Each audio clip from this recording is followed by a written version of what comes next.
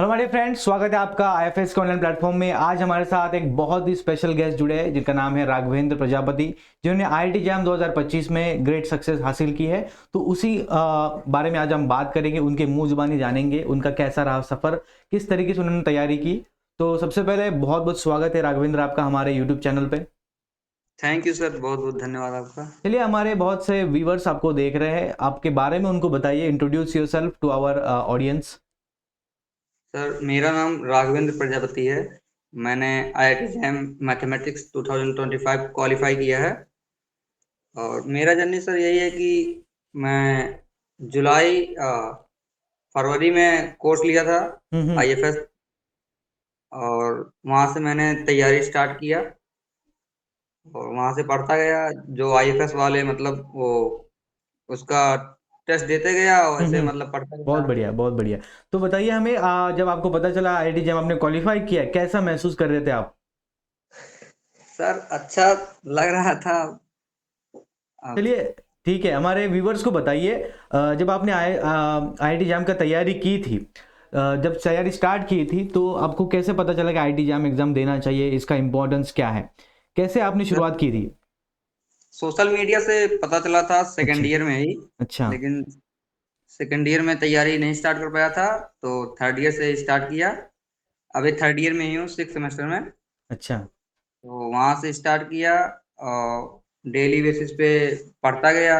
हम्म। और भरा फॉर्म दे दिया, एग्जाम निकल गया। बहुत बढ़िया, क्वालिफाई भी हो गया भैया। आपका पहला अटेम्प्ट था या दूसरा?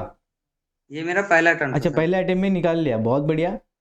चलिए, हमारे व्यूअर्स को बताइए, आपका मतलब प्रिपरेशन की जर्नी में ऐसे सब्जेक्ट आए होंगे जो कि चैलेंजिंग है, जो टफ है। जी, तो ऐसा कौन सा सब्जेक्ट था जो आपको सबसे टफ लगा पढ़ने के लिए? मुझे सर रियल एनालिसिस थोड़ा अच्छा। टफ लगा। और मैंने प्योर अच्छे से पढ़ा था। प्योर अच्छे से पढ़ा था। रियल एनालिसिस थोड़ा टफ लगा था उसमें। जी सर। अच्छा, और ऐसा कौन सा सब्जेक्ट था जो आपको बहुत दिल के करीब था, जो आपको बहुत पसंद था? सर, ग्रुप थ्योरी अच्छा लगा था। अच्छा, ग्रुप थ्योरी बहुत अच्छा लगता है आपको। जी सर। अच्छा, चलो, बहुत बढ़िया। हमारे व्यूवर्स को बताइए, आपने जब पढ़ाई स्टार्ट की, ठीक है, आपकी थ्योरी पूरी पढ़ के होगी, आपने मॉक टेस्ट लगाना कब स्टार्ट किया, और मॉक टेस्ट आपको कितना हेल्प किया एग्जाम में? मॉक टेस्ट सर बेसिकली बहुत ज़्यादा हेल्प किया है। मॉक टेस्ट से सर ये पता चल जाता है कि मतलब कितना रैंक बन रहा, मतलब कितना रैंक आ रहा है, उससे मतलब कि क्या कमी है, ये कमियां सब जान पता जाते चल हैं। जाती है, बराबर है। जी सर, तो आपने इसीलिए टोटल कितने मॉक लगाए थे एग्जाम से पहले? टोटल सर 15-16 मॉक लगाया था। अच्छा। जी सर। और यूनिट वाइज टेस्ट भी दिया होगा, सब्जेक्ट वाइज भी देते होंगे आप, तो वो जी सर, कितने यूनिट लगाए? वाइज दिया था, हर सब्जेक्ट का दिया था यूनिट अच्छा, वाइज। बहुत बढ़िया। चलिए, मेरा नेक्स्ट सवाल आपके लिए राघवेंद्र, प्रीवियस ईयर क्वेश्चन कितना इंपॉर्टेंट है एग्जाम की तैयारी में, और आपने कितने साल के पीवाई को लगाए थे? सर, पीवाईक्यू तो बेसिकली मैंने सर आईआईटी जैम का भी लगाया था और टीआईएफआर का लगाया था, एनबीएचएम का।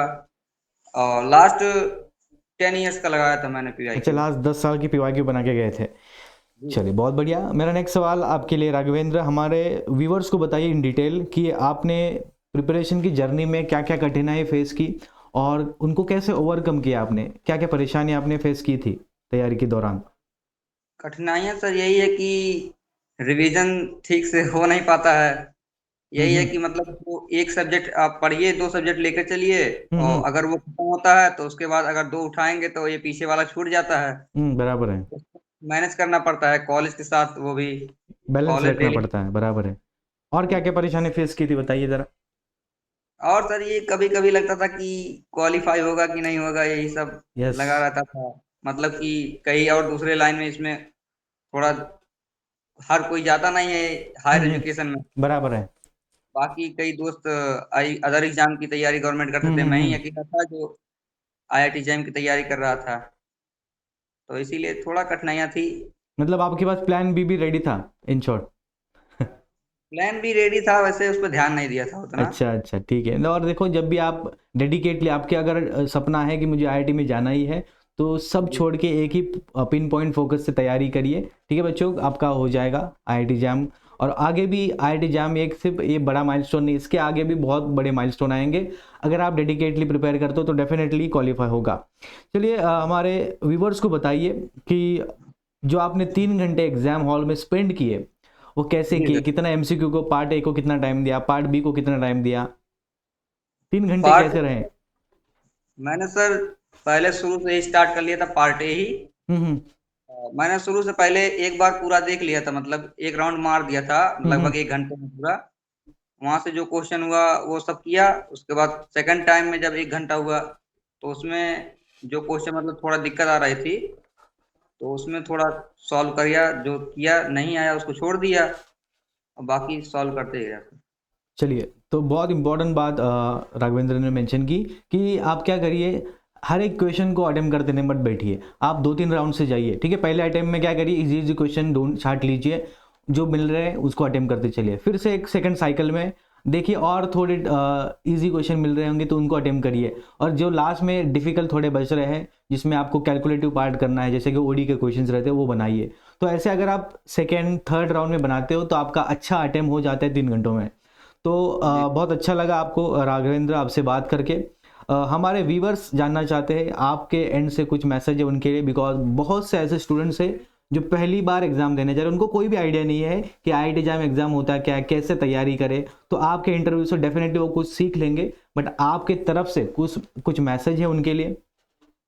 बेसिकली सर, पहले अगर कोई नया नया तैयारी कर रहा है तो पहले उसको एजुकेशन तो होना चाहिए, मतलब कि कहाँ से, मतलब कि क्या तैयारी करना है, सिलेबस क्या है, ये बराबर। एग्जाम मतलब सिलेबस पहले देखेंगे। उसके बाद आप एक अच्छा प्लेटफॉर्म देखिए, हम्म। क्या मतलब कहाँ से कोई गाइडेंस मिलना चाहिए हर यस। एक, मतलब कि एक बच्चे को।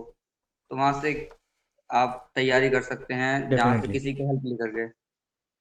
चलिए, इसमें कुछ मैं पॉइंट ऐड करना चाहूँगा। जैसे कि बताया कि पहले सिलेबस से अवेयर हो जाइए, ठीक है। एक अच्छा जी प्लेटफॉर्म दीजिए जिधर से आप तैयारी कर सको, जिस पे ट्रस्ट कर सको। तीसरी चीज़ कंसिस्टेंसी, ठीक है। मेंटर्स तो आपके साथ रहेंगे ही, बट आपके एंड से भी क्वेश्चन प्रैक्टिस जो भी पढ़ाया जा रहा है आपको, लेट से आपको इंटीग्रल कैलकुलस में वॉल्यूम पढ़ा है तो वॉल्यूम पे मेरी जिम्मेदारी है कि मैं वॉल्यूम पे प्रैक्टिस करूँ, क्वेश्चन पीवाई को ढूंढूं, उनको बनाऊं, ठीक है। इसी तरीके से आपका प्रिपरेशन प्रोसीड होगा।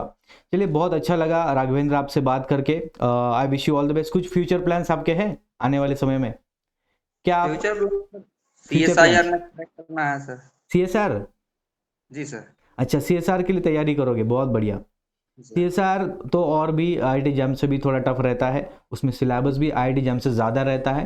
तो डेफिनेटली आपको थोड़ा और मेहनत करना होगा। आपको मेंटल स्ट्रेंथ तो मिल ही गई होगी आईआईटी जैम एग्जाम देने से, डेफिनेटली जी आपको वो सीएसआर नेट की तैयारी में भी काम आएगी।